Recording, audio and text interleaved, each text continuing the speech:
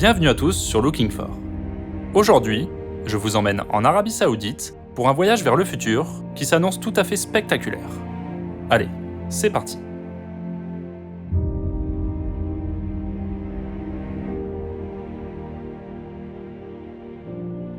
Que ce soit pour édifier des gratte-ciel toujours plus hauts ou faire émerger d'immenses champs de fermes circulaires en plein milieu du désert, rien ne semble pouvoir freiner l'Arabie Saoudite dans ses projets toujours plus ambitieux.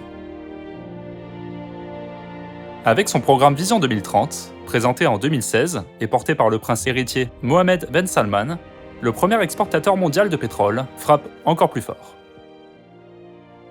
Son ambition, s'émanciper davantage de l'or noir tout en réduisant considérablement les émissions carbone du pays, en produisant 50% de son énergie à partir de sources renouvelables, et ce, d'ici 2030. Pour ce faire, le pays prévoit de miser notamment sur l'énergie solaire et la plantation de pas moins de 10 milliards d'arbres. Rendez-vous compte, c'est presque autant que le nombre d'arbres que comptabilise la France tout entière. Et si cela vous paraît ambitieux, alors attendez de voir la suite, car le projet que je vais vous présenter maintenant n'a vraiment rien à envier au meilleur film de science-fiction.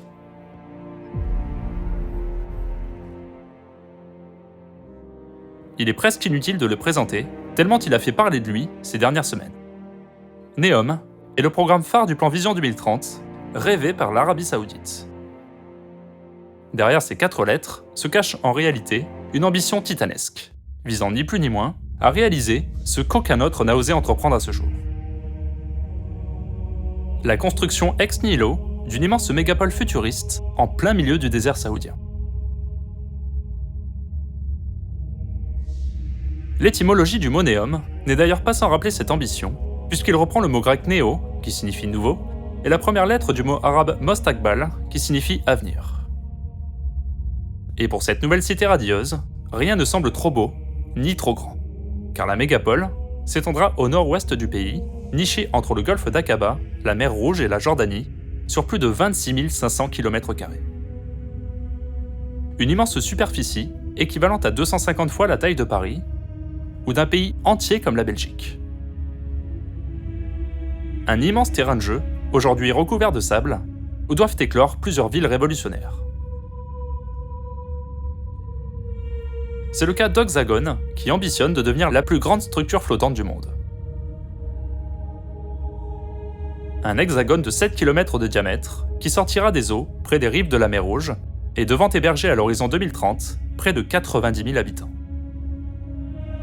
Si pour l'instant Oxagon n'est visiblement qu'un plan 3D, il doit devenir le port nouvelle génération de NEOM, avec une chaîne d'approvisionnement entièrement automatisée, et devrait profiter de sa proximité avec le canal de Suez pour se connecter au reste du globe et devenir ainsi une nouvelle plaque tournante du commerce maritime et de l'innovation technologique.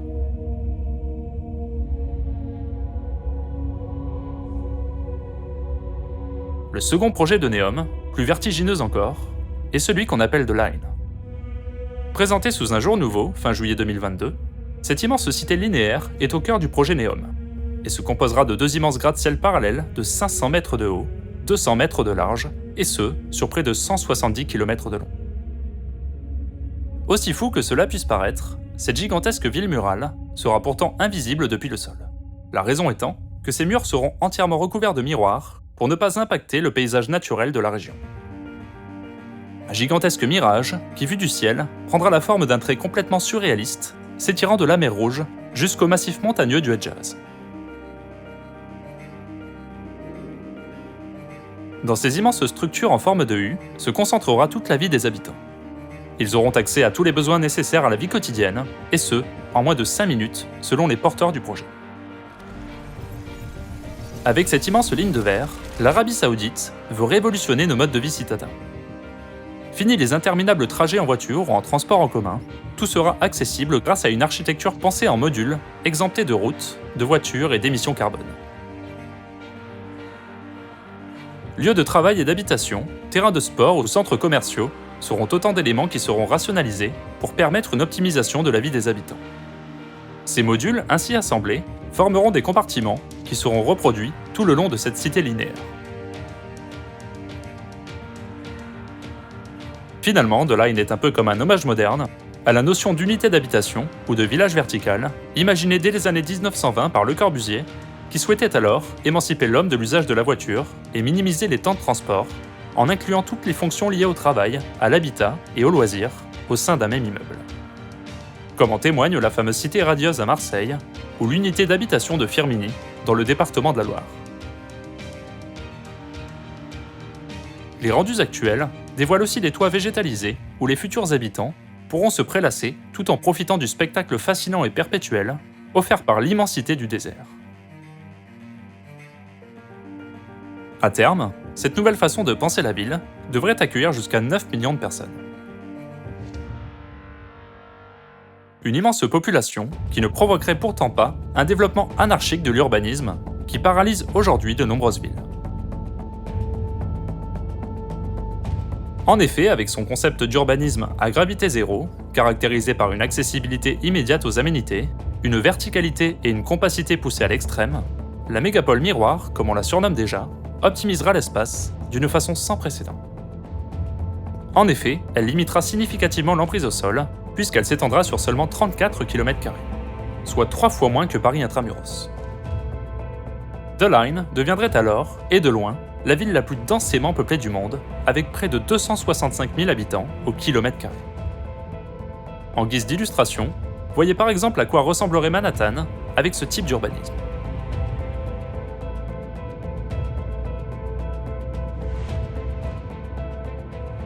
Une ambition d'ailleurs affichée comme un exemple de ce à quoi la ville du futur devrait ressembler. Selon le prince et président du conseil d'administration de Neom, The Line est une solution nouvelle qui doit révolutionner notre façon de penser la ville en valorisant la verticalité et la faible empreinte au sol afin d'empiéter le moins possible sur la nature environnante.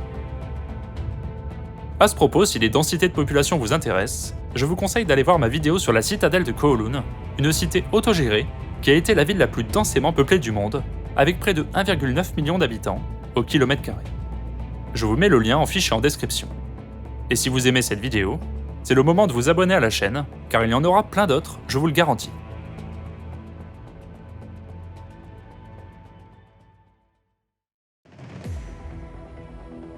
The Line, comme Hexagon, fonctionnera en grande partie avec des énergies renouvelables et disposera de nombreuses avancées technologiques dignes d'un film de science-fiction, comme des taxis volants ou même des majordomes robots.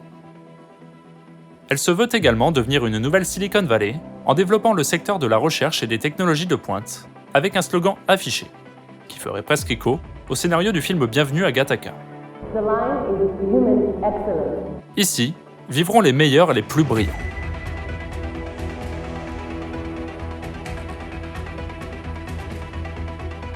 Ainsi, le gouvernement avance que la ville pourrait générer le plus fort PIB par habitant au monde, avec 380 000 emplois créés d'ici à 2030. En plus des taxis volants et de la marche à pied, The Line devrait aussi posséder un réseau de transport souterrain afin de faciliter l'acheminement des hommes et des marchandises.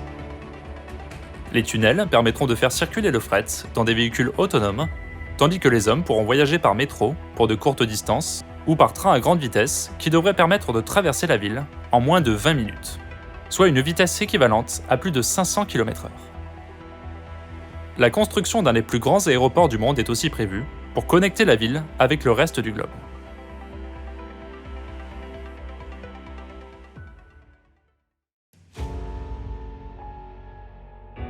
Enfin, le dernier axe du projet Neom est de révolutionner le secteur du tourisme.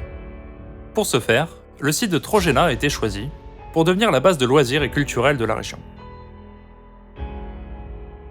Située à environ 70 km au nord de The Line, dans les massifs montagneux du Hedjaz, la base devrait offrir toute l'année des pistes de ski en plein air et des sports d'aventure.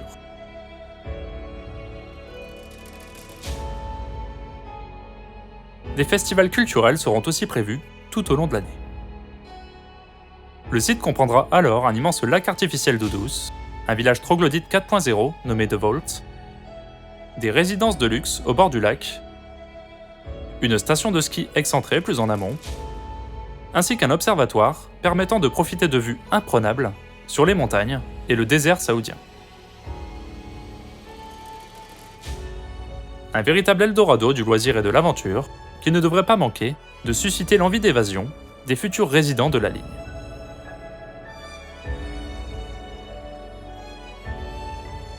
Cette ambition mirobolante pour la ville de demain est portée par un homme en particulier, le prince héritier d'Arabie Saoudite, Mohammed Ben Salman. Promis à prendre le pouvoir, MBS, comme il est surnommé, a pris de plus en plus de poids politique dans le royaume ces dernières années, avec une volonté principale, diversifier l'économie de son pays.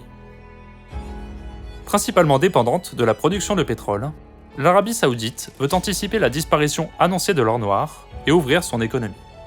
C'est toute la volonté du plan Vision 2030 porté par le prince pour développer notamment le tourisme, l'immobilier ou encore la finance. Une stratégie similaire que l'on retrouve notamment dans d'autres pays du Golfe arabique, comme le Qatar et les Émirats arabes unis, qui mettent eux aussi en place des projets de grande envergure afin d'étendre leur influence au-delà de la seule question des hydrocarbures.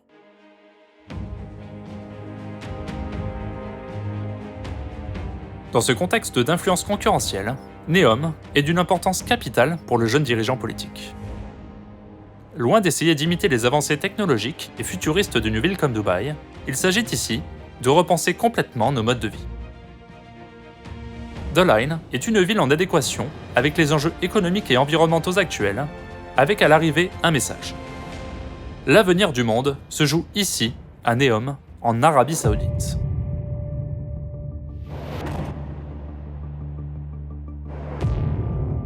Pour arriver à ses fins, le pays va investir gros, très gros. Dans sa totalité, NEOM devrait coûter près de 500 milliards de dollars. Rien que pour la première phase de construction, qui doit s'étendre jusqu'en 2030, ce n'est pas moins de 300 milliards qui vont devoir être mis sur la table. À titre de comparaison, 300 milliards de dollars, c'est le PIB estimé de l'Irlande en 2022, selon les chiffres du FMI. Le pays devrait couvrir la moitié des dépenses nécessaires via son fonds souverain pour l'édification de son projet. Le reste de l'argent doit provenir d'investisseurs privés du monde entier. Pour faciliter son attractivité économique, NEOM sera ainsi introduite à la bourse de Riyad en 2024. Des ressources financières qui restent pour le moment théoriques puisqu'aucun détail n'a été dévoilé concernant le financement précis de chaque programme. Malgré un beau temps revendiqué toute l'année, de nombreux nuages commencent à assombrir le ciel de NEOM. Lancé en fanfare en 2017 par le prince héritier, NEOM demeure pour l'instant une ville fictive et aucun bâtiment emblématique n'est sorti de terre à l'heure où je vous parle. Il faut dire que depuis 5 ans, le projet a beaucoup évolué et encore aujourd'hui, les spécialistes restent perplexes sur la forme finale que prendra l'ensemble. La faisabilité du projet interroge également.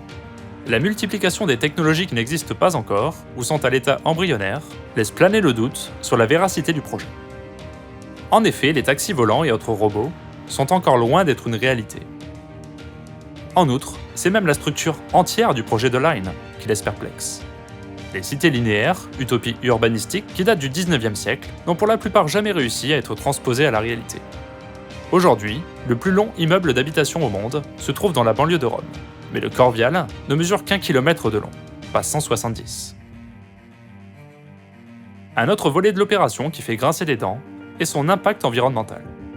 La communication saoudienne évoque 100% d'utilisation d'énergie renouvelable pour faire fonctionner ce monde du futur.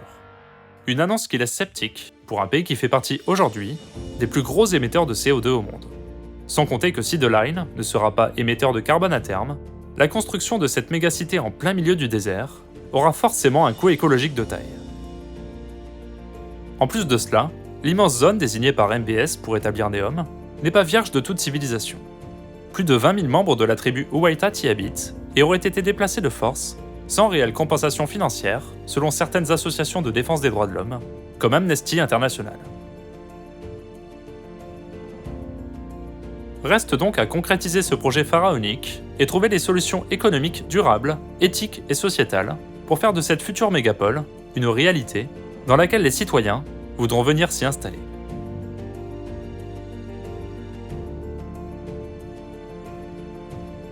Voilà, c'est la fin de cette vidéo, j'espère qu'elle vous a plu. Si c'est le cas, n'hésitez pas à laisser un petit pouce vers le haut, à partager et à vous abonner à la chaîne, en activant la cloche pour ne pas rater les nouveautés. Et si le sujet des villes nouvelles vous intéresse, vous avez également ma vidéo sur la nouvelle capitale égyptienne ou celle sur l'Indonésie qui sont disponibles sur la chaîne. Sur ce, je vous laisse et vous dis à très bientôt sur Looking For.